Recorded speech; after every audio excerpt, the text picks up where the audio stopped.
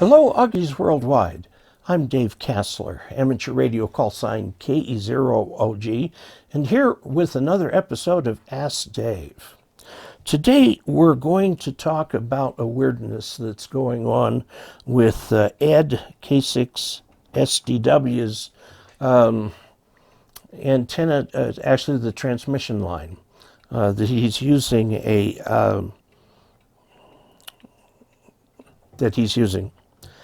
It says, "Hi Dave, I'm a huge fan and patron." Well, thank you. I appreciate that very much. 2 questions. I use a commercial 40 through 10 meter 9-to-1 end-fed dipole, about 25 feet in the air.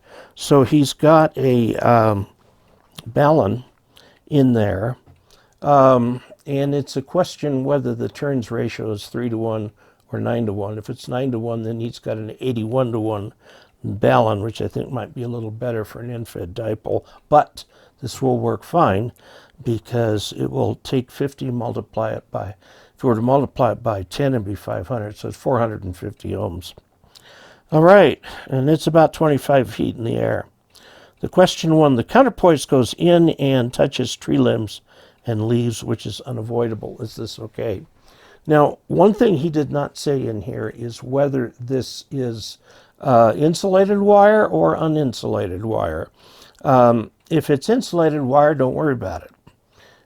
If it is uninsulated wire, you can eventually rub into the tree where you get sap contact, and it will change the impedance there. And, as the wind blows and so on, you could see your antenna SWR swinging around quite a bit. If the counterpoise works properly for you, I'd leave it, really, unless you want to replace it. But the problem with the antennas is that everything affects everything. And if you were to change the counterpoise, it could change your tuning on your antenna. Now, second and more serious, originally I had 20-foot RG8X extension to the length of the coax, using a barrel connector, simple barrel connector, to extend them together. It's very common. My IC7300 using the MFJ 939i tuner worked all bands and was able to tune to very low SWR. I'm wondering a little bit about that, because these end-fed antennas usually give you pretty good results across all the bands of interest, and you don't need an external tuner. You can just use the tuner in the radio, which is what I've done with an end-fed antenna. But if you can't get less than 2-to-1 on the antenna, go ahead and use that tuner, absolutely. Worked all bands and was able to tune to very low SWR. However, when I removed the 20-foot RG8X extension, my MFJ 939i could no longer tune 40 meters, no matter how hard it tried. It's frustrating, isn't it? I've had that happen to me too. So I reinstalled the 20-foot section of coax, and now the 939i is happy, and I've gotten my 40 through 10 meter antenna back. My first impression is good. Leave it, don't touch it. It works. Now, if you got to understand what the tuner is tuning the combination of the antenna and the coax. Let's take a look at the MFJ 939i just to be sure. Okay, these are shack-based tuners. So it is tuning a combination of the feed line and the antenna.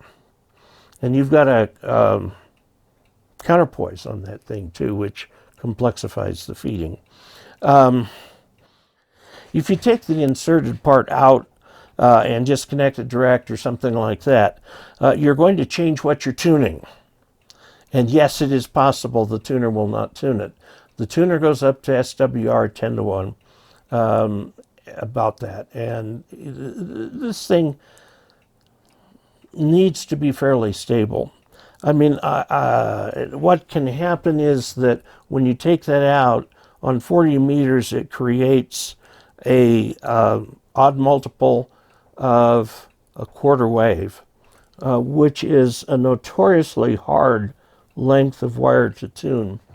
It only happens on one frequency, though. You go to a different part of the band, and you should be able to tune it. This antenna should tune all the way across the band. Obviously, the simple thing to do is to leave the connection in and not worry about it. Why do I need to reinstall the 20-foot extension for the 9 to handle 40 meters, and does it indicate a problem? To get real simple, you need to put it in because that's what makes it work. And two, it doesn't matter. No, this is not a problem. This is not a problem in your radio. I mean, I could suggest things like whatever you put there instead has a short in it or something like that. One thing that you can do is take the end of the coax, right where it goes into the balun, take it off and put it into a 50 ohm dummy load, and then go tune that. And use your antenna tuner, and you should find that it's 50 ohms.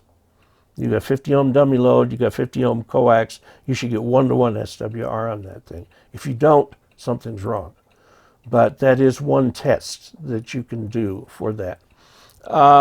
If you solder your own cables and you don't get solder into the little holes properly, that can come and go, and that can create problems with tuning too.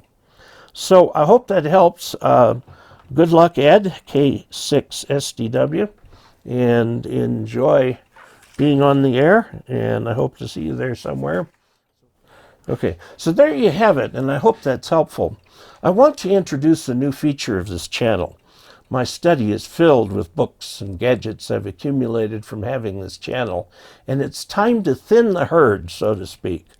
I'm announcing my first giveaway to hams in the USA for postage price reasons. The items to be given away this time, it's a book called Novel Antennas. It's this book right here. From the Radio Society of Great Britain. I think I picked it up at Dayton. Here's how the giveaway works. It's totally free to you. Send a postcard, QSL card, or a simple one-page letter like this, where it just has very little information that I need. Basically, send it by snail mail to P.O. Box 98, Ridgeway, Colorado 81432. I will be shipping via U.S. Postal Service, so include an address that works for that. On whatever you send, make sure to include the giveaway number, in this case number 1, your name and address and shipping address. Please include your phone number in case I have questions. Please, nothing else. Though if you want to send a picture of you and your station, I may be able to show those during the live stream. Okay, electronic submissions will not be accepted. The drawing will take place in the live stream held on Thursday evening U.S. time on August 26th. Note that I pay the book shipping, so it's all totally free to you. I hope to do something like this every month. Note that after the drawing, all entries will be discarded and no information will be kept or transcribed. I mean, physically destroyed. So there you have it. If you would like to help support this channel, you may do so by going to dcasler.com/support and picking a way that you find most helpful. Please also subscribe and click the bell and click like. Don't forget to comment until we next meet 73.